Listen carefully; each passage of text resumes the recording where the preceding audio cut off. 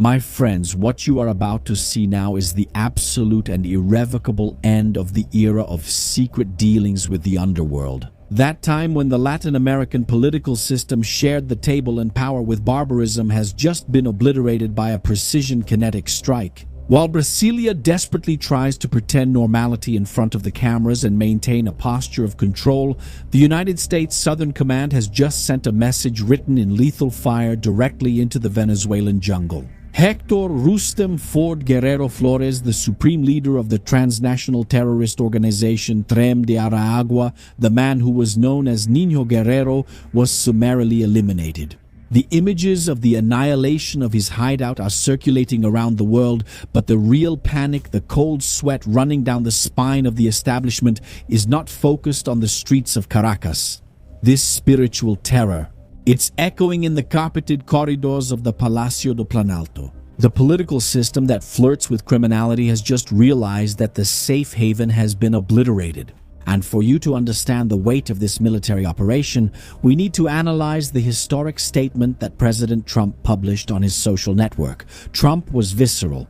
He didn't use the cowardly language of traditional diplomacy. He stated that, under his direct order, the American military successfully executed 2 of the bloodiest terrorist leaders on the planet. And the justification for this action was not economic, it was moral.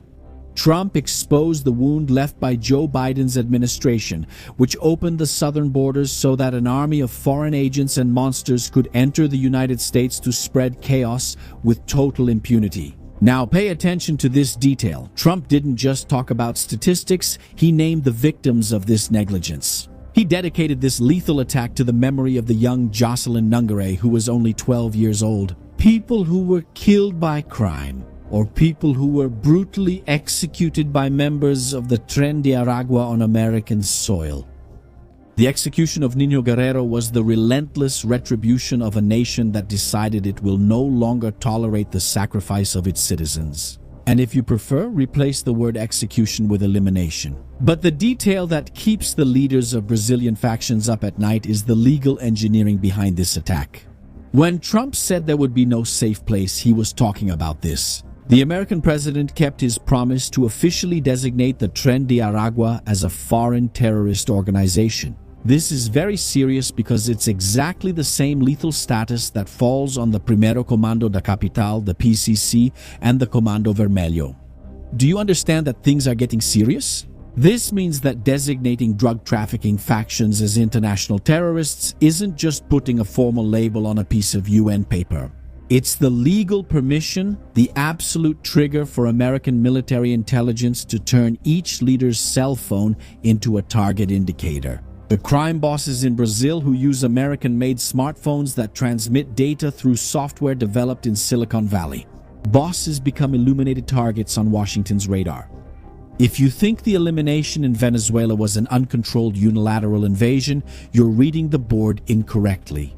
It was a surgical and technical coordination with the new Venezuelan political actors. And the message to Brazil is crystal clear and frightening. Either the Brazilian state regains territorial control that it gave up to drug traffickers, or Washington will do it out of necessity for defense and national security. The expectations behind the scenes, which are already influencing political projections for next year, with right-wing figures like Flavio Bolsonaro leading this institutional environment, are that leniency has reached its maximum limit. The crime leaders, who today control drug trafficking in the favelas and think they are untouchable by the Brazilian judicial system, are terrified. Because they realize that at any moment an American executive order could turn their impunity into ashes. A hellfire missile that won't destroy an entire community, it will simply jump through the window and blow just one man away. And we're not talking about ordinary criminals, my friends. We're dealing with a threat vector that has been politically fueled. The story of Niño Guerrero exposes the sick symbiosis between the far left and terrorism. This individual, born in Maracay in 1983, was even imprisoned, serving a 17-year sentence, but he didn't suffer in jail. For these crime bosses, the prison system works like a corporate office shielded against rival factions. In September 2023, he simply disappeared from Tucumã prison.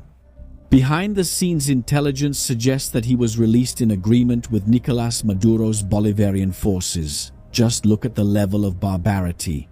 There are reports indicating that Nicolas 2017, during the massive popular protests of the Guaido era, Maduro's dictatorial regime directly activated the Aragua Tren to act as a shock force, repressing the Venezuelan civilian population in the streets.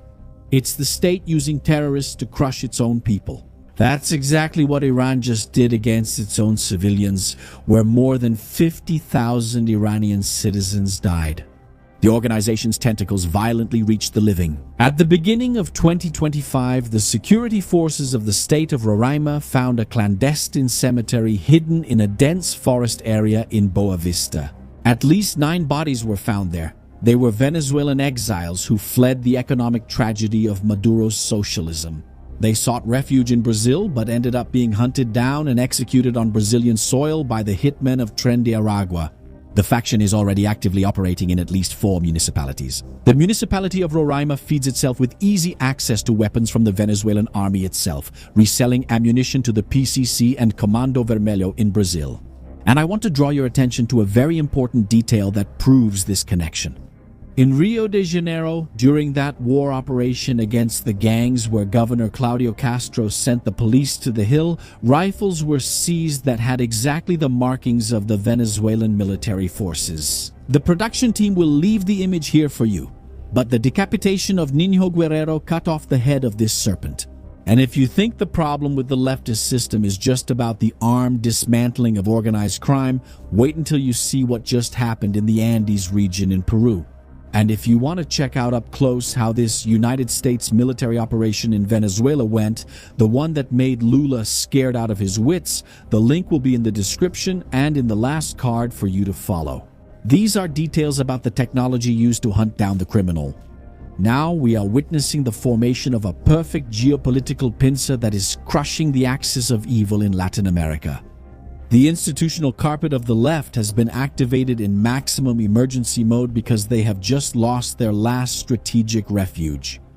And here we reach our turning point. The Peruvian electoral authorities from ONP have just counted 100 of the processed records in the delayed election. And the mathematical, irreversible, and final result confirmed the victory of the right-wing candidate Keiko Fujimori.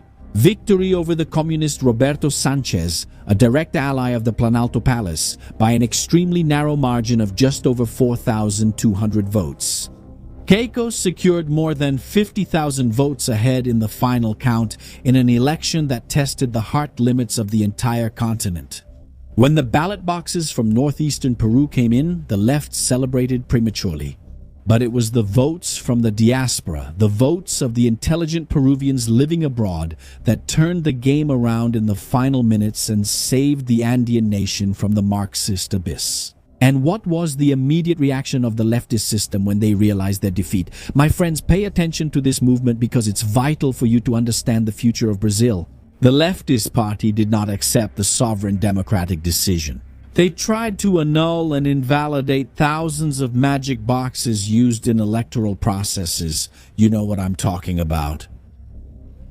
Specifically, the votes coming from the United States. And their claim? Well, they created a schizophrenic narrative claiming that there was direct interference from Donald Trump to favor the conservative candidate. But the attempt at a legal coup failed miserably. Peru's electoral law requires the payment of an administrative fee to file requests for annulment of records. The left-wing party did not pay the amount, and the Special Electoral Jury of Lima summarily rejected the request, dismissing the attempt at institutional fraud. Do you know what this desperate attempt to invalidate votes abroad by blaming Donald Trump means? This is a dress rehearsal. It's the laboratory of the South American left. They are testing the narrative of external fraud and of an imperialist coup to use exactly here in Brazil as imperialists. Para usar exatamente aqui no Brasil em 2026. When the ideological dinosaur regime led by Lula realizes that the Brazilian polls will reject the continuation of chaos, they will play this same card, claiming that the result was manipulated by Washington. The continental left is in a state of chronic panic. Just read the headlines of the magazines that serve as pamphlets for Brazilian communism, like Forum magazine. The editor-in-chief of this publication, Renato Rovai, joined Forum. Renato Rovai went into public despair, claiming that Keiko Fujimori's victory will make Trump mobilize even more resources to businessmen to support fascists in Colombia and Brazil. It's comical to see them use the word fascist every time real democracy kicks the left out of power. When the right supposedly loses, then there's no fascism. But when the right turns around and wins, my friends, then there are big problems.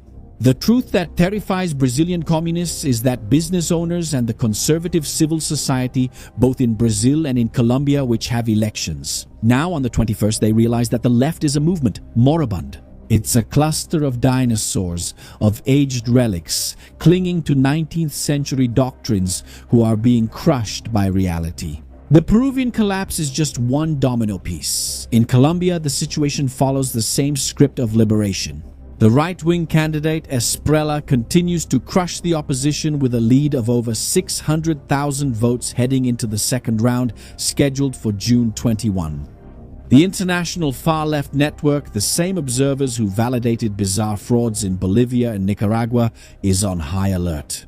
But the era of fraudulent observation missions ended in the recent past. Independent international organizations such as Transparency International identified more than 100 fake observers that Chavismo used to give an aura of legitimacy to the Venezuelan dictator.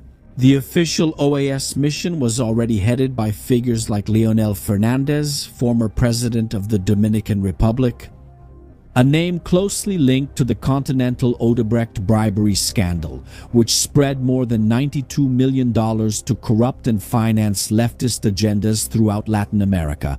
That money, which once bought elections and artificial governability, has dried up.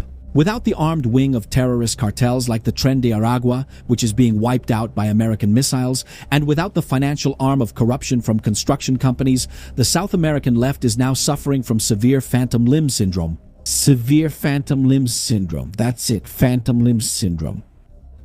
They tried to move the gears of the dictatorial power they once had, but the arm of armed corruption and the arm of ideological fraud have already been amputated and thrown into the ditch of history. They feel the pain of power that no longer exists. That's why we saw the pathetic figure of Lula running to Europe, trying to force his way into the spotlight, trying to get meetings with the G7.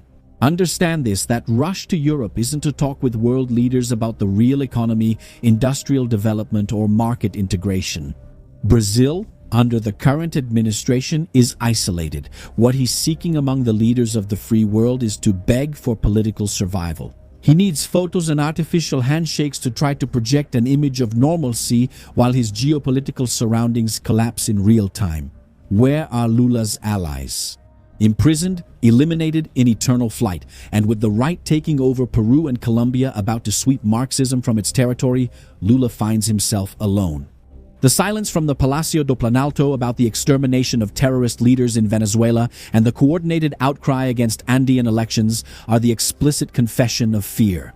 The system is bleeding through its arteries. The Latin American left is, I repeat, a dying body awaiting the proceedings of its funeral. The coup of the socialist dragon began in the jungles of Venezuela. With precision fire, it swept the ballots in Peru and is about to liberate Colombia. And we know with absolute certainty that the final destination of this continental purge is Brasilia. Next year promises the strength of a new paradigm of security and sovereignty. And to show that our elite is not fooled by the outdated relics of the far left, I summon this channel's army. Leave it right now in the comments. Leave it and stamp our undeniable verdict on this analysis. I want you to type these two keywords in all caps. Axis collapse. Yes, my friends. Write exactly that. Make the system's algorithm swallow the truth that the patriotic citizen understands the pieces of this board and knows that the hegemony of backwardness is numbered. The system uses censorship to suppress these facts on open networks. Don't be a hostage. Access my exclusive and completely censorship-free platform, our intelligence bunker. More than 3,000 analysts fund the truth here and delve into the map of what really happens behind the scenes. Point your phone at the QR code on the screen or click the link in the description and in the first pinned comment. And for those who follow me and are part of this ever-growing community, we've prepared a great new feature. Launching our new channel with my friend Davi Homeskani from the renowned Davi Homeskania channel. Do celebrado canal Viva Israel. The new project is called Ponto de Ruptura. Subscribe there and help us reach 100,000 subscribers in 30 days to shake up the system. The link is in the description, in the first pinned comment, and in the card that will appear on your video now. Don't waste any more time choosing a movie or a series to watch. Check out our tips channel with fantastic curation so you can just enjoy with your family without woke culture, without whining. Link in the description, in the first pinned comment, and also in the card. Check out this content. Now subscribe to the channel, turn on the notification bell, and like the video because it takes work to make it. Treat your mind. I'm Shimon Oliveira and I'll see you in the next video. See you then.